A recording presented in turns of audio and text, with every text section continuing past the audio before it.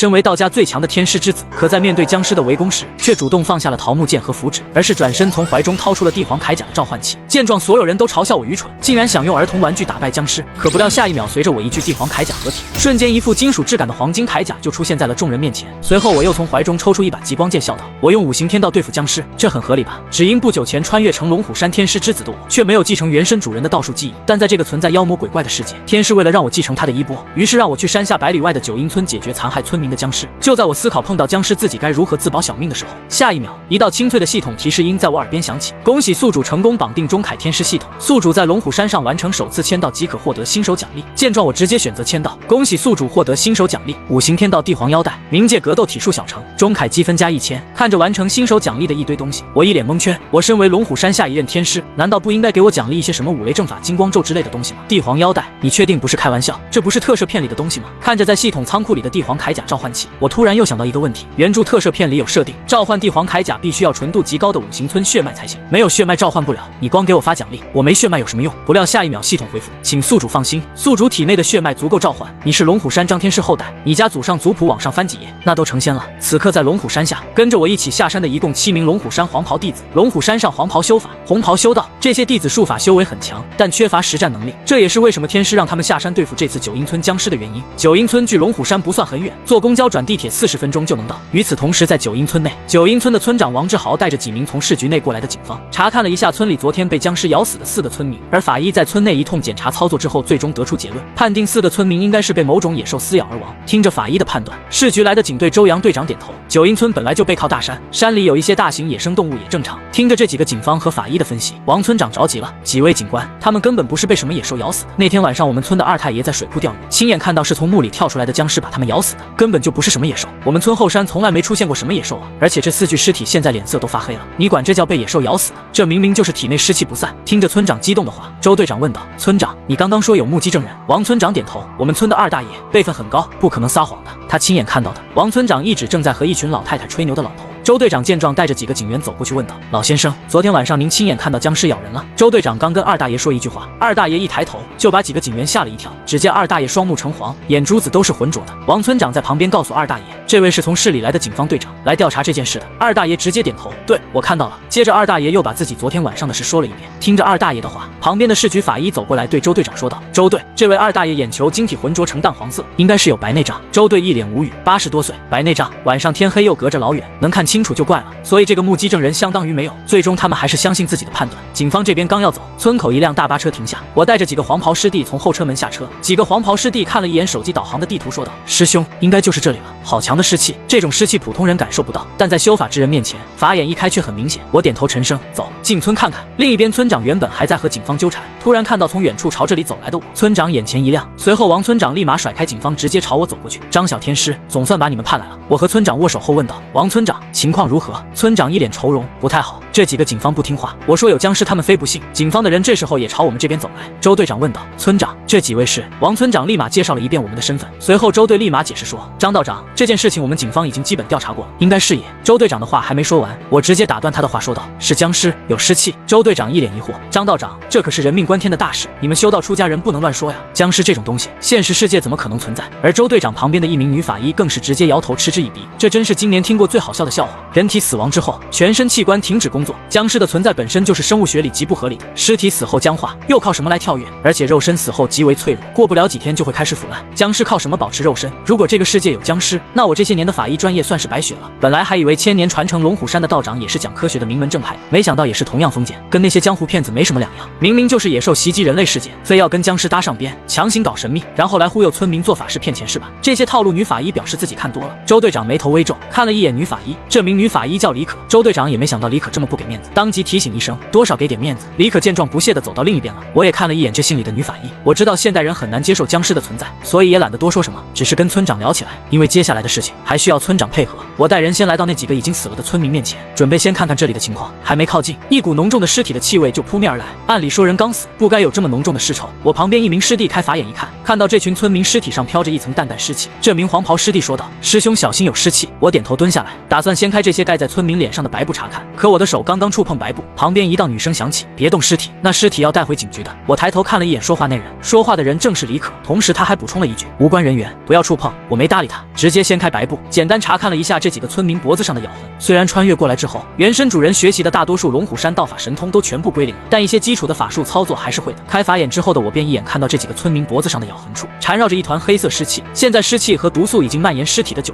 这种情况下，尸体估计用不了多久就要尸变了。之所以现在还没有尸变，大概率是因为现在是白天，太阳高悬，阳气太足，等到太阳落山，晚上阳气收敛，月华升起，阴气充足的时候就会诈尸。紧接着我直接说道：“无量天尊，这些尸体你们带不走，都被僵尸咬过，估计用不了多久就得尸变，必须马上焚烧。”什么？听着我说这话，法医李可目光看向我，这帮臭道士又开始整幺蛾子了。这些尸体虽说是意外死亡，但毕竟也死了好几个人，这种集体死亡事件，警方肯定是要把人带回警局做进一步调查。但现在这帮道士却说尸体不能带走，要立马原地焚烧。李可直接无语了：“你凭什么呀？你有执法权吗？还就地焚烧？警方甚至都有权利将其以妨碍执法罪把他抓起来带走。”李可看了一眼周队长，周队长也明白法医的意思，连忙说道：“几位道长，就地焚烧有点离谱了吧？这些尸体按照规矩，我们警方要将其带回去细查，等到确认排除他杀，才能转交给村民家属，这也是对他们负责。”见状我摇摇头：“不行，这些尸体身中尸毒，尸变是肯定的，你们不能带走。一旦尸变，你们应付不了的。白天不尸变是因为阳气足，但晚上100%尸变。”我如此果断的话也是让法医李可生气了：“这是我们的事情，就不需要你管了。”听着这么自负的法医，我点头接着起身：“好吧，反正频道已经提醒过你们了，既然你们坚持，那就带走吧。出事与我无关，希望到晚上之后你也还能这么自信，不再管这些警员。”我到另外一边跟村长聊了起来，让村长将我带到发现尸体的地方，因为僵尸的老巢肯定就在那附近。看着村长带着几个道士走了，警方这边将4具尸体搬运上车，准备回警局。周队长让众人先回去，自己打算留下来看看。一来是觉得万一真有什么袭击人的猛兽，他身上有配枪还能帮忙；二来也是担心这些道士会骗老乡。随即周警官就跟了上去，很快来到水库附近，发现尸体的位置。同行的师弟拿出罗盘，不料下一秒罗盘就转动飞快，磁场越乱，代表附近的妖魔越凶。我看着转动飞快的罗盘，忍不住咽了一口口水，看来都低估了此地的凶险，这下麻烦了。我抬头看了一眼太阳，天马上就要黑，这个时候搬救兵也来不及，于是深吸一口气说道：“先回村子里准备。以这些师弟的修为，在这荒郊野外跟僵尸战斗风险太大，还是进村周旋胜算更高。”待人撤回村子后，我让村长将全村的村民全部聚集起来，然后让师弟在原地准备符转，将所有人都叫过来之后，接着我讲话，告诉他们今天晚上村内极度危险，所以最安全的做法就是大家都待在一起。第一是人气聚集，阳气够重，能一定程度上克制僵尸；第二，聚集起来好管理，省得僵尸逐个击破，到时候就都来不及救。我让村长上来领取黄符，将这些黄符贴满村委会的房子，这些黄符是专门对付僵尸用的镇尸符。而这时候，另外几个村民也是牵着几条黑狗和公鸡过来了。黑狗和公鸡是我之前就让他们去找的，因为黑狗和公鸡血都是至阳之物，有克制僵尸的作用，万事俱备。时间1分1秒过去，很快太阳彻底落山了。九阴村后水库边，一处极为隐秘的地穴之中，摆放着10几口棺材，在月亮光华照在这些棺材上的瞬间，这些棺材盖就猛然被一把掀开，10几道人形僵尸直接从棺材里笔直站起来，紧接着直接跳出地穴，追寻人气，一跳一跳朝九阴村内靠近。与此同时，九阴村中，周队长站在暗处观察了半天，他发现这些道士都在画符让村民贴符转，看上去竟然真的像是在防治僵尸。就在他疑惑难道这个世界上真有僵尸不成，他却丝毫没有注意到背后的巷子，10几道诡异身影已经朝他靠近。随着这些僵尸靠近，原本没动静的罗盘开始缓缓转动起来，一群黑狗也警惕地抬头。我立马沉声道：“大家小心，要来了！”这些僵尸进村之后，发现这些村民竟然都聚集在了一起，因此这些僵尸来这里找人了。然而现在人没看到，第一个却看到了躲在边上观察的周队长。这些僵尸互相对视一眼，跳到了周队长的背后。晚风吹过，带动这些僵尸身上浓重的尸体腥臭飘到周队长的鼻子里。周队长正奇怪这些臭味从什么地方传过来，他突然感觉自己背后一凉，脖子僵硬，回头看了一眼，瞬间全身出了一身的鸡皮疙瘩。只见在他背后，不知何时站着10几个身穿清朝官服的人。周队瞬间傻眼了，真有僵尸啊！为首的一具尸体口鼻之中喷出一股浓浓黑气，带着浓重的臭味冲到周队长脸上。周队立马感觉头晕目眩，接着这具尸体极长的爪子就要朝他胸口戳来。好在他身为警队队长，身体素质不是一般的强，反应过来之后，一个翻滚险之又险躲开攻击，而后就是拔出手枪，抬手就清空弹夹。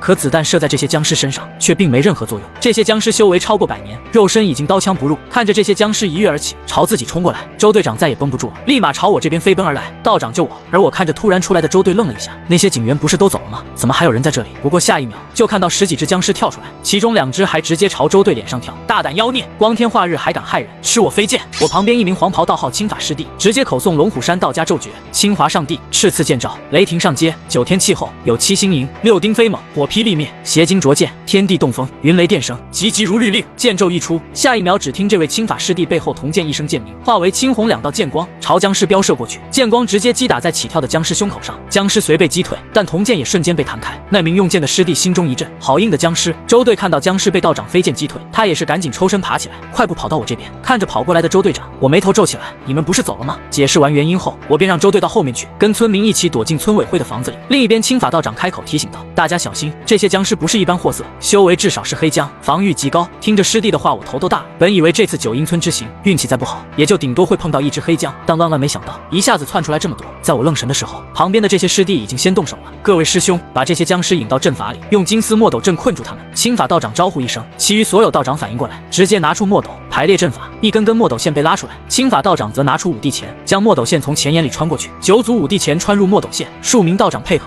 用墨斗线拉出阵法，直接朝这些僵尸冲去。在几名道长左右纵横穿梭之下，不过眨眼功夫，这些黑僵已在阵中。而黑僵见自己被一群道士困住，大怒之下想要冲出。看着这些想冲出来的黑僵，青法道长拉紧金丝墨斗线，猛然一弹，同时口中念咒。旁边几名师弟也纷纷口诵咒诀。下一秒，墨斗线瞬间散发正道金光，狠狠弹在黑僵身上。黑僵的身上立马被弹出红光，将几只黑僵击退回去。紧接着，青法道长反手拿出2张符篆，贴在剑上，又念起了助威咒。咒法一出，2张黄符爆发金光，加持法剑，法剑威力更甚。青法道长双剑瞄准一头黑僵，2把法剑直射而出，刺向黑僵。这一次法剑剑锋已开，直接对着黑僵穿胸而过，一头黑僵当场暴毙。紧接着，青法道长召回飞剑，虽然杀了一头黑僵，但他却高兴不起来，因为他本来想用助威咒加持法剑，一次多杀几头黑僵来着。但真正动手之后才发现，这些黑僵皮糙肉厚程度远超一般黑僵，自己用符篆加持法剑之后，他的飞剑才勉强杀一头黑僵，杀完之后就灵性大跌，不足以杀下一只。麻烦了，这些黑僵怕是距离毛僵的境界都不远了。师兄，墨斗阵快困不住了。龙虎山这些控制阵法的师弟提醒一声，果然就在下一秒，阵法被迫墨斗线崩开。青法道长心中暗道不好，身形暴退，同时手上甩出2张火符，2团火焰射向僵尸，却被黑僵直接咬住吞下。这黑僵凶到连火都不怕了。青法道长心中生出寒气，接着目光开始寻找我的身影。以前对付僵尸的时候，我都是跟他一起冲，但这次他一看自己旁边我居然不在，瞬间麻了。而我看着自己手中的一把桃木剑也很无奈，我也想帮忙啊，关键我真不行啊。就在我犹豫之际，青云突然喊道：“大师兄救我！”